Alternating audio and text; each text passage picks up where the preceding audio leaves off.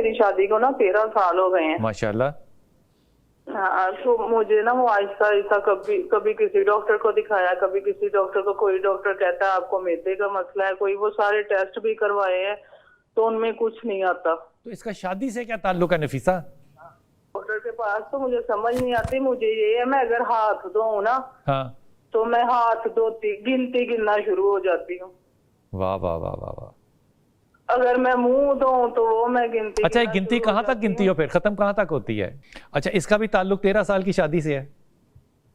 नहीं, मैंने कहा शायद शादी की ये बच्चे हुए हैं, मेरे पेट हुए हैं, उस वजह से है या किस वजह से, मुझे ये नहीं समझ आ रही। अच्छा, ये बताओ कि आप गुस्ल करते हुए भी गिनती गिनती हैं? हाँ जी। इसके लिए ना इसको कहते हैं, ये ज्यादा मुझे जब सर्द हो ना फिर है, लेकिन वैसे मैं नीचे नीचे से नहाऊं ना जिसमें वो नहीं है मुझे कुछ भी। को इंशाल्लाह ताला। जी अस्सलाम वालेकुम नफीसा। जी मेरा बेटा नफीसा, अस्सलाम वालेकुम। वालेकुम अस्सलाम। जी मेरा पुत्र। मैंने ना पूछना था, मेरी शादी को ना 13 साल हो गए हैं। माशाल्लाह।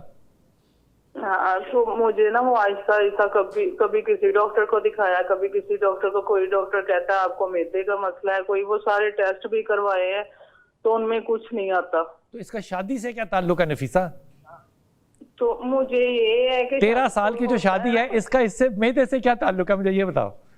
नहीं, मुझे ये, मैं जाती हूँ डॉक्टर के पास तो मुझे समझ नहीं आती। मुझे ये है, मैं अगर हाथ धोऊं ना हाँ। तो मैं हाथ धोती गिनना शुरू हो जाती हूँ। वाह वाह वाह वाह वाह। अगर मैं मुंह धोऊं तो वो मैं गिनती अच्छा, ये गिनना गिनती शुरू हो कहाँ तक जाती गिनती हूँ। हो, फिर खत्म कहाँ तक होती है?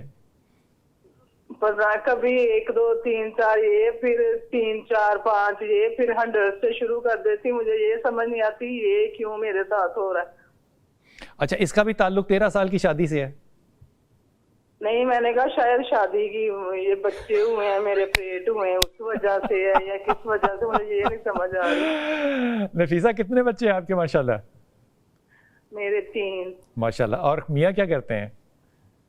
वो आउट ऑफ कंट्री होते हैं। आप हैप्पी हैं मैरिज में? बिल्कुल, मैं खुश हूँ ना। किसी मियाँ ही नहीं है यहाँ पे तो फिर ना खुशी की क्या बात है? शौहर ही नहीं है यहाँ पे। नहीं होता है ना घर के हालात तो या कुछ भी, वो सब कुछ ठीक है। ये नहीं मेरे साथ ना खत्म नहीं हो रहा। ये क्या नफ्सियाती मसला है। अच्छा, ये बताओ कि पेट का जो आप मसला कह रही हो, ये क्या पेट का मसला है आपको? पेट का? हाँ, स्टमक का क्या इशू है, मैदे का क्या इशू है? वो ना मैं कोई चीज खा लूं ना मुझे हजम नहीं हो रही। कभी मेरे ना सर में पेन होना शुरू हो जाती है एक तरफ से दूसरी तरफ। हाँ। और मुझे दिल खराब होना मेरा शुरू हो जाता है, जिस्म कांपना शुरू हो जाता है। ये वजह। आपकी हाइट कितनी है और आपका वेट कितना है? मैंने 2 माह पहले सेट किया था, वो था 82। और आपकी कितनी हाइट कितनी है? हाइट तो ठीक है, बस नॉर्मल जितनी होती है। कितनी नॉर्मल पुत्र? 5'2", 5'3", 5'9", 6'1", कितनी हाइट है? उसके मुताबिक ही पता चलेगा ना कि मोटापा है कि नहीं है। 82 अच्छा वेट होता है खातून के लिए। हाँ, तो अब मेरा इतना, ये तो मैंने कभी किया नहीं है। वैसे नॉर्मल होती है वैसे। अच्छा, ये बताओ कि आप गुस्ल करते हुए भी गिनती हैं? हाँ जी। इसके लिए ना इसको कहते हैं, ये ज्यादा मुझे जब सर्द हो ना फिर है, लेकिन वैसे मैं नीचे नीचे से नहाऊं ना जिसमें वो नहीं है मुझे कुछ भी। अच्छा, इसको नफ्सियात की जुबान में कहते हैं OCD, ऑब्सेसिव कंपल्सिव डिसऑर्डर।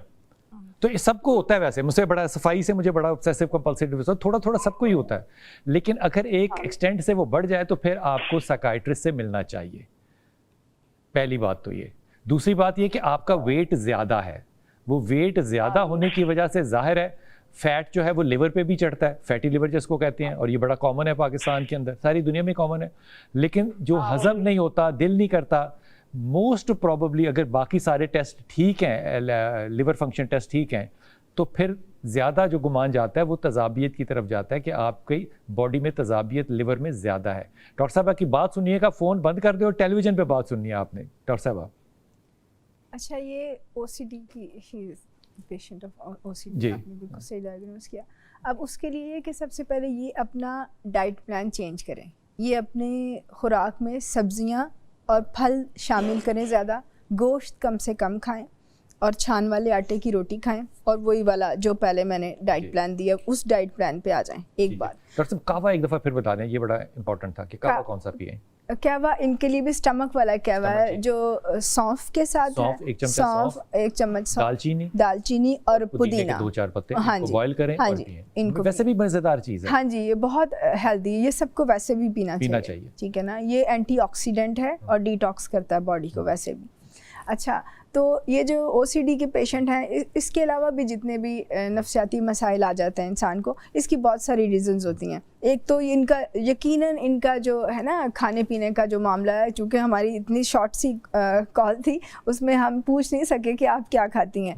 बिरयानियाँ ज़्यादा खाना, बाहर के खाने खाना, इस तरह ये वेट इसी वजह से बढ़ता है। और ये कार्बोनेटेड वाटर पीना, फैटी लिवर, विदिन 14 डेज़ आप बिल्कुल एक हेल्दी लिवर को आप स्वीट्स और कार्बोनेटेड वाटर पे लगा दें और आप एक ख़ास मिकदार में दें। आप आफ्टर 14 डेज़ जब आप टेस्ट करेंगे तो आप सरप्राइज हो जाएंगे कि लिवर डिस्टर्ब हो गया सारा।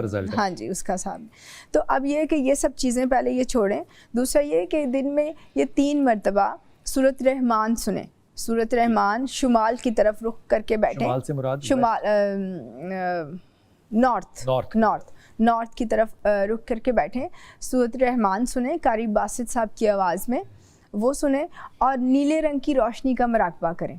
नीले रंग की, हाँ जी, नीले रंग की रोशनी मतलब उसमें ये होता है कि किसी लैंप में हम नीला बल्ब या सेलोफेन पेपर लगा के उसके नीचे पेशेंट को बिठाते हैं, यानी उसके ऊपर सारी नीली रोशनी आए और उसके बाद आंखें बंद करके वो ये तसव्वुर करे कि ये जो नीली रोशनी है ये नूर है, मतलब अल्लाह ताला की तरफ से जो मुझ पे आ रहा है और मुझे शिफा अता कर रहा है। बेशक उसमें जब उस तसव्वुर के साथ आप बैठते हैं शुमाल रुख होके, और इन द बिगनिंग हम पहले पेशेंट को कहते हैं कि सूरत रहमान सुने, फिर आहिस्ता आहिस्ता, क्योंकि जो OCD के पेशेंट और दूसरे पेशेंट हैं ये ज़्यादा देर बैठ नहीं सकते, जब हम इनको इनको हम सूरत रहमान कहते हैं कि साथ आप सुने तो वो उतनी देर बैठेंगे, उनकी जो है ना कंसंट्रेशन सही होने लगती है। क्योंकि ये जो सारे ब्रेन की जितनी भी है ना, जब ये इस तरह की सब बीमारियों का हमला इंसान पे होता है तो हमारी दिमाग की लहरें मुतासिर हो जाती है ना, इंतशार कर जाता है, ठीक है ना।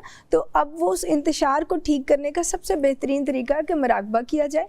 नीले पे आके वापस बात हाँ करता हूं, अभी मैं छोटा सा वक्फा लेना चाहता हूँ, जाने जना छोटे से वक्फे। और ये जो सूरह रहमान की सुनने की बात की, ये बाबा सफ्तर आप जब बताते थे, ये सफ्तर साहब का वजीफ़ा है और आपने कारी साहब की आवाज़ में सुनना है, क्योंकि वो वॉइस हीलिंग वॉइस है। सारी तलावत अच्छी होती है लेकिन ये हीलिंग वॉइस है। लेकिन उसके पहले वो सफदर शाह साहब जो है वो एक आपको शर्त लगाते थे, वो कहते थे कि आपने जब सुनना है उस सुनने का असर तब होगा जब आप अक्रॉस द बोर्ड तमाम लोगों को ज़िंदगी में गुजरे हुए या आने वालों को माफ़ कर देंगे। नेगेटिव एनर्जी के साथ आप इन चीज़ों को सुनेंगे तो असर पता नहीं होगा कि नहीं होगा, लेकिन वजीफ़ा अगर करना है तो पानी का गिलास भी रखना है जिसको 3 घूंटों में पीना है, और हर घूंट के ऊपर क्या कहना है, अल्लाह, या अल्लाह नहीं अल्लाह, क्योंकि बुज़ुर्ग ने यही बताया। और इसी तरह उस बुज़ुर्ग के कहने पे आपने इस वजीफ़े को करना है। ये बाकायदा 7 दिन का एक प्रोसेस है, इसमें ब्रेक नहीं करना आपने। फिर आप ब्रेक कर लें, फिर 7 दिन का शुरू कर लें।